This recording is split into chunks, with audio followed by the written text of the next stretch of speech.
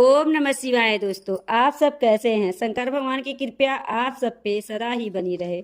आज के वीडियो में मैं आपके साथ शेयर करने वाली हूँ प्रदोष व्रत की पूजा कैसे करें। पौष माह का पहला प्रदोष व्रत 28 दिसंबर को है। इस दिन शनिवार का दिन पड़ रहा है। शनिवार को पड़ने वाली प्रदोष व्रत को शनि प्रदोष व्रत कहा जाता है। प्रदोष व्रत के दिन भगवान शंकर और माता पार्वती की पूजा विधि विधान से की जाती है। प्रदोष व्रत में प्रदोष काल के दौरान पूजा का विशेष महत्व होता है। प्रदोष व्रत के दिन भगवान शंकर और माता पार्वती की पूजा अर्चना करने से सभी तरह के दुख दर्द दूर हो जाते हैं और जीवन में सुख शांति बनी रहती है। हर महीने में 2 बार प्रदोष व्रत पड़ता है, एक कृष्ण पक्ष में और एक शुक्ल पक्ष में।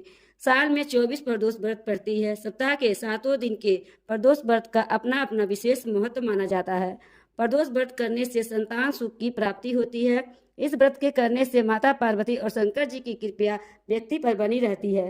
तो दोस्तों, प्रदोष व्रत में प्रदोष काल में ही पूजा की जाती है। इसका विशेष महत्व माना जाता है कि प्रदोष काल में पूजा करने से भगवान शंकर की कृपा व्यक्ति पर हमेशा ही बनी रहती है और हमारे परिवार के संबंधों में हमेशा मिठास बनी रहती है। तो चलिए दोस्तों, पूजा स्टार्ट करते हैं। देखते हैं प्रदोष व्रत की पूजा कैसे करते हैं। प्रदोष व्रत की पूजा करने के लिए सबसे पहले हम सफेद कलर का आसन बिछा लेंगे चौकी लगाकर। यहाँ मैंने चौकी लगाकर आसन बिछा लिया है। इसके बाद से चावल का आसन देकर हम शंकर भगवान को विराजमान करेंगे। प्रदोष व्रत में शंकर भगवान और माता पार्वती की पूजा होती है, तो इस तरह से अगर शिव परिवार की फोटो मिल जाए तो बहुत अच्छा। इस तरह से हम विराजमान कर देंगे। इसके बाद से हम दीपक पहले जला लेंगे, दीपक को विराजमान करेंगे, उसके बाद जला लेंगे, क्योंकि किसी भी पूजा से पहले हम दीपक जलाते हैं। तो दीपक को हम जला लेंगे पहले।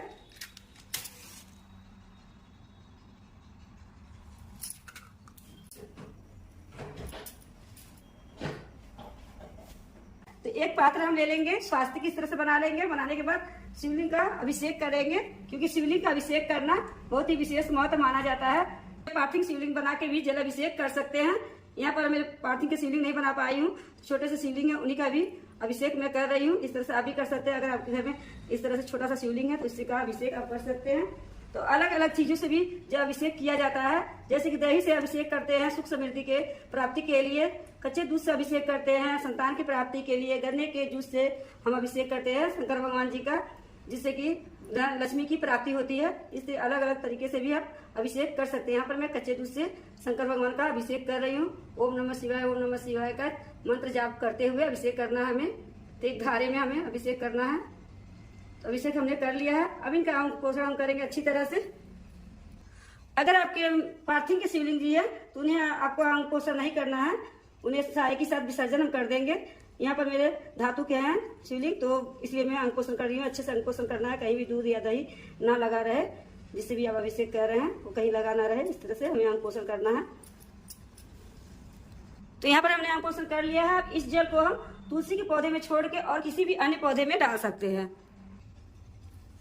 अब इनका अंग पोषण हमने कर दिया है। अब बेलपत्र का आसन देते हुए हम इन्हें विराजमान करेंगे। बेलपत्र जो लंबी डंडी है हम उन्हें तोड़ देंगे। लंबी डंडी वाले बेलपत्र हमें नहीं रखने हैं। बेलपत्र को अच्छे से चंदन से तिलक कर देंगे। मैंने यहाँ पर शिवलिंग को विराजमान कर दिया है। अब हम इन्हें इत्र की मालिश करेंगे, क्योंकि इत्र की मालिश हमारे शंकर भगवान को अति प्रिय है। तो इत्र की मालिश अच्छे से करेंगे हम। अगर आपके पास पार्थिव के शिवलिंग की आप पूजा कर रहे हैं तो रुई से कॉटन के विसा के भी आप इत्र की मालिश दे सकते हैं। यहाँ पर मैंने इत्र की मालिश कर दिया है। अब वस्त्र के रूप में हम कलावा जनेऊ समर्पित कर देंगे शंकर भगवान जी को। इसके बाद से हम चंदन से तिलक कर देंगे। नाग देवता को भी कर देंगे चंदन से तिलक। इसके बाद से हम अच्छा समर्पित कर देंगे। अगर आपके पास तिल है तो तिल भी समर्पित कर दीजिए, नहीं है तो कोई बात नहीं है। इसके बाद से शंकर जी भगवान जी की प्रिय चीजें भांग धतूरा या बेलपत्र जो भी आपके पास मिल जाए उसको समर्पित कर दीजिए। इस तरह बेलपत्र में तिलक करके या तो राम राम लिख करके समर्पित कर देंगे। अगर ना मिले तो बेलपत्र भी मिल जाए तो बहुत अच्छा, उसे भी आप समर्पित कर सकते हैं।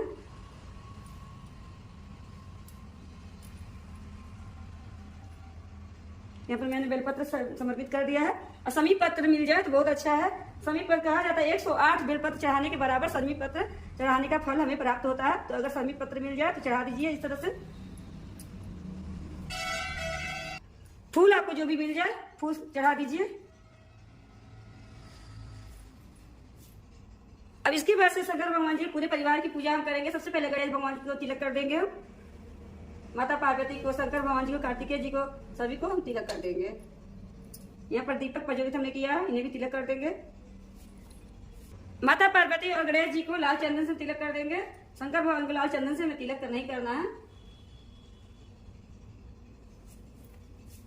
इसके बाद पूरे उसी परिवार को हम कलावा समर्पित कर देंगे। जनेऊ है जो भी है आपके पास उसे समर्पित कर दीजिए।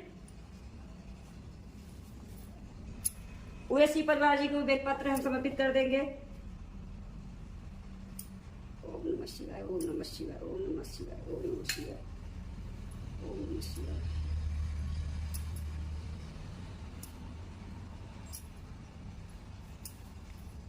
इसके बाद से माता पार्वती को सुहाग का सामान समर्पित करेंगे। जो भी है आपके पास उसे समर्पित कर दीजिए। सुहाग का सामान हमें जरूर समर्पित करना चाहिए, इसे सुहाग में विधि होती है।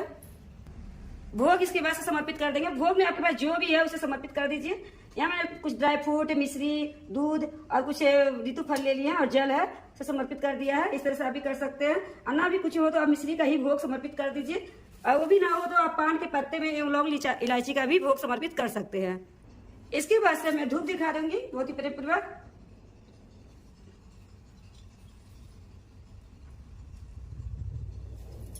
की पूजा। इसके बाद से हाथों में फूल लेके हम कथा सुनेंगे। तो प्रदोष व्रत में कथा हमें दिन के हिसाब से सुनना चाहिए। जैसे शनिवार के दिन प्रदोष पढ़ रहा है तो उसी हिसाब से हमें कथा सुनना है। किताब में दिन के हिसाब से कथा व्रत जो होता है, कथा लिखा रहता है, उस तरह से आप सुन सकते हैं।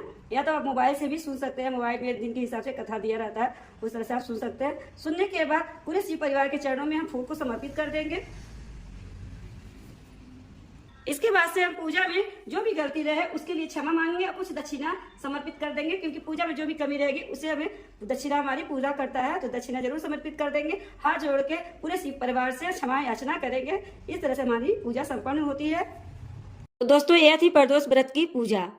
प्रदोष व्रत की पूजा में हमें चौकी कब हटानी है? चौकी हमें सुबह हटानी है, क्योंकि शाम को पूजा की है हमने तो तुरंत तो चौकी नहीं हटा सकते, इसलिए चौकी हमें सुबह हटानी है। शंकर भगवान को हम उनकी जगह पर विराजमान कर देंगे मंदिर में, और फूल पत्ती है जो हम गमले में डाल देंगे, और जो शिवलिंग है हमने जिनकी पूजा की है उन्हें भी उनके स्थान पर हम विराजमान कर देंगे। सुहाग का सामान जो हमने चढ़ाया है घर में चूड़ियाँ बांट देंगे, और सामान चाहे तो आप दान में भी दे सकते हैं। प्रसाद को हम पूरा परिवार ग्रहण करेंगे। दक्षिणा आप चाहे तो किसी को दान दे सकते हैं, या तो पूजा का सामान भी मंगा सकते हैं। तो इस तरह से आप कर सकते हैं। तो प्रदोष व्रत का छोटा सा वीडियो आपको कैसा लगा? अच्छा लगा है तो कमेंट, लाइक, शेयर कर दीजिएगा। वीडियो को पहली बार देख रहे हैं तो सब्सक्राइब कर दीजिएगा। शंकर भगवान की कृपया आप सब पे सदा ही बने रहे, इसी कामना के साथ अगले वीडियो मिलते हैं। राधे राधे।